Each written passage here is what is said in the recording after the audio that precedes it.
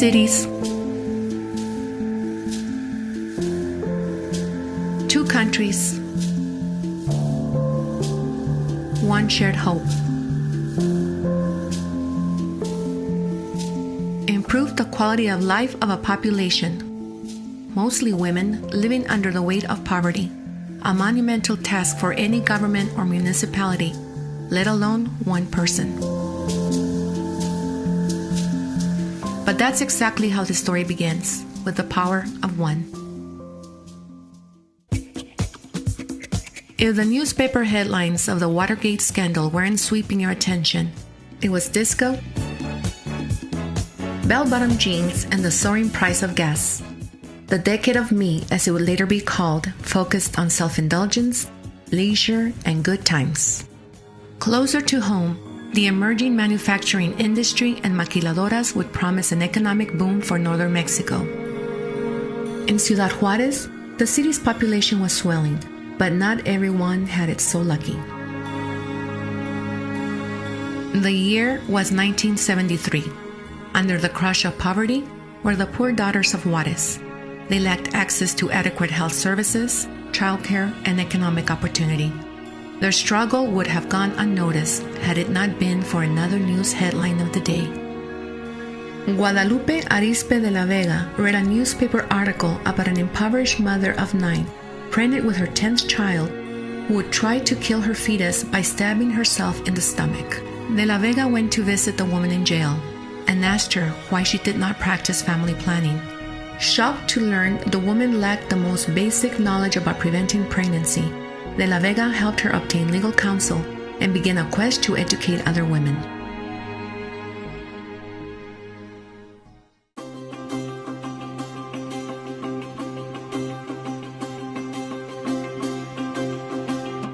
She established the first community health outreach worker model, the Promotoras de Salud Comunitarias. In 1974, the first clinic providing medical care services is established. Hospital de la Familia opened its doors in 1976. Maternity services were not only available, they were affordable too. There were just 2 beds then. Thanks to you, there are 110 beds today.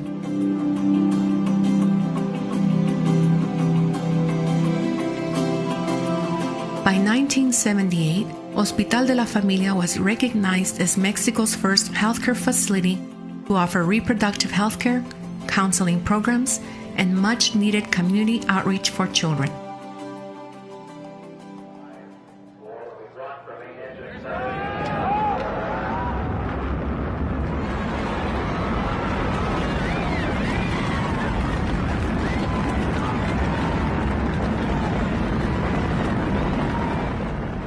In 1981, NASA launched the first space shuttle Columbia into space.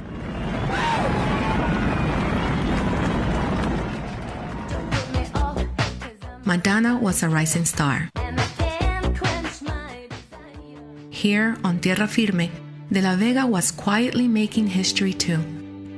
The FEMAP paradigm of health and charity was quickly becoming the model program throughout Mexico, and it was seminal to the creation of the nonprofit Federación Mexicana de Asociaciones Privadas de Salud y Desarrollo Comunitario, the Mexican Federation of Private Health and Community Development Associations. In 1984, De la Vega began promoting development strategies that would give women access to wealth. And by 1986, FEMAP established the first community bank program in the country. Fair lending practices, financial education, and microfinancing programs would provide direct financial benefits to more than 6,000 persons. Another exciting phenomena, women entrepreneurs. Now, women could care for their families and their economic future as never before. Meanwhile, Hospital de la Familia performed the first laparoscopic surgery in the state of Chihuahua.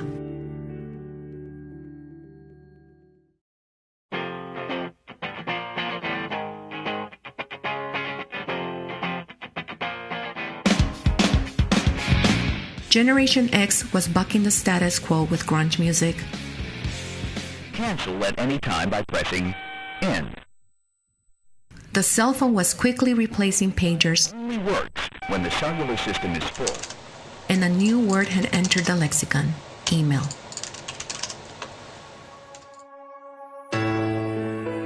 For FEMAP, the 90s were a watershed moment marked by rapid growth and support on a binational level. FEMAP Foundation was organized in El Paso, Texas, to provide a link between the sister cities and both countries in order to address mutual economic needs and public health concerns. The Adair Margot Initiative began, and the FEMAP School of Nursing was established in 1997. Its affiliation with the Universidad Autónoma de Ciudad Juárez would provide new educational opportunities for women and the promise of a better life. Today, the school has graduated more than 1,175 registered nurses who work in health institutions throughout the Paso del Norte region.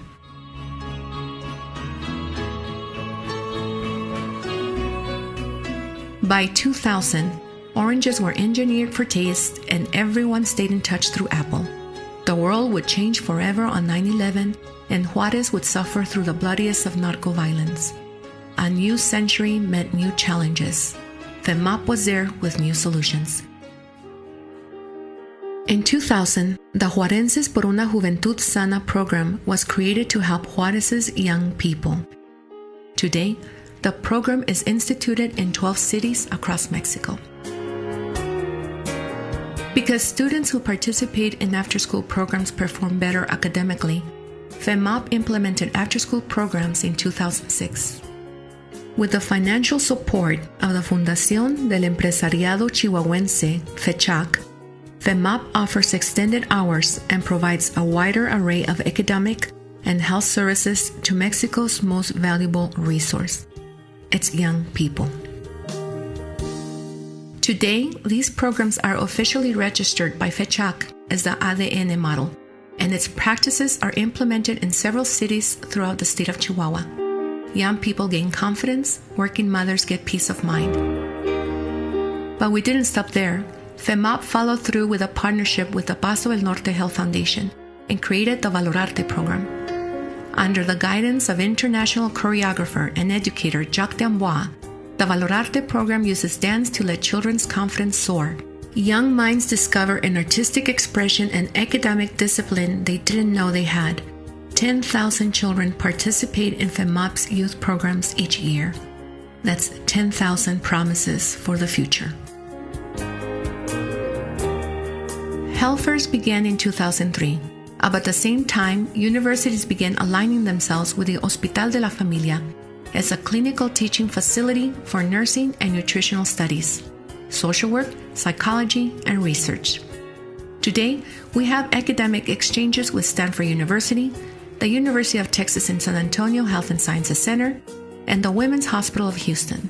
Soon, we'll welcome Israeli students from the University of Ben Gurion for 2-month internships.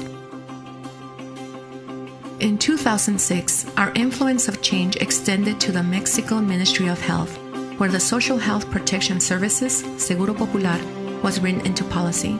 The initiative ensured Mexico's poorest families will not have to live another day without access to vital health services.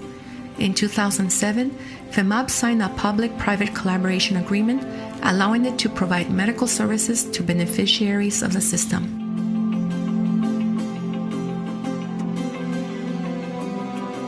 In 2009, FEMAP's medical units were accredited by the Mexico Ministry of Health for the provision of general medical services and operations of a neonatal intensive care unit.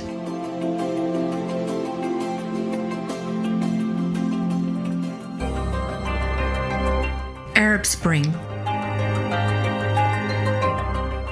Occupy Wall Street, housing bubbles.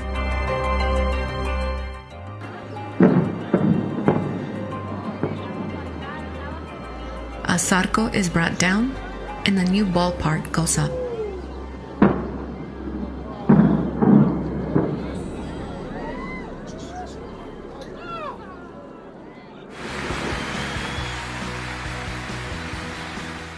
a much-deserved CNN Hero Award. I grew up with a lot of strong women in my family, my mom, aunts, and grandmothers.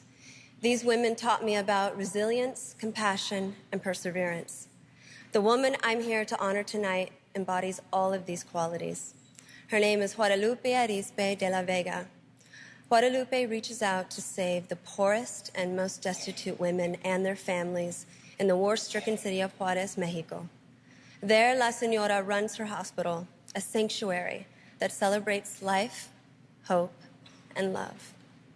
For more than 30 years, her hospital has offered free medical care to anyone in need, and in a city ravaged by death, the hospital has delivered more than 104,000 babies. Life, love, and hope in the midst of so much heartache. It is this passion that defines strong women, and it is this passion that makes Guadalupe a hero.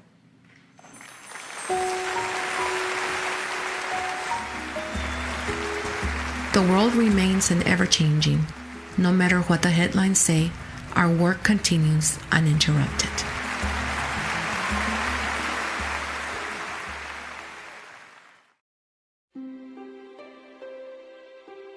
In 2010, FEMAP's mobile clinic rolled out with medical services to women living in Juarez's farthest outstretches.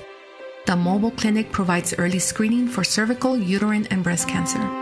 It also offers colposcopy screenings, plus cryosurgery and electrosurgery services.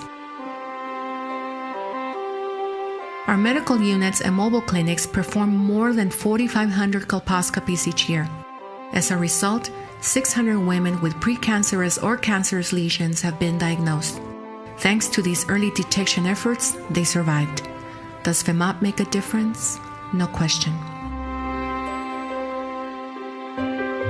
Challenge. Heartbreak. Determination. Hope.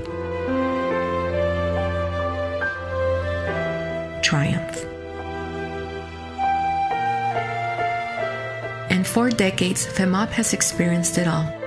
What was born out of the need to bring the best maternal and child health services to the poorest communities has grown into a dynamic, progressive system of essential services that today feature 2 critical care hospitals, a school of nursing, microenterprise support, and countless health promotion programs to the most disadvantaged people, including human and social development programs for children and adolescents. Our 40-year milestone is more than a number. It represents the dedicated work and love of 1,000 volunteer promotoras, 500 employees, but more importantly, by the generous contributions of supporters like you. Thanks to you, thousands of women and children and families will thrive because someone like you believed in the power of one. With your help, we can continue our mission. Let's continue the fight against poverty together until that decade comes when we celebrate the end of poverty forever.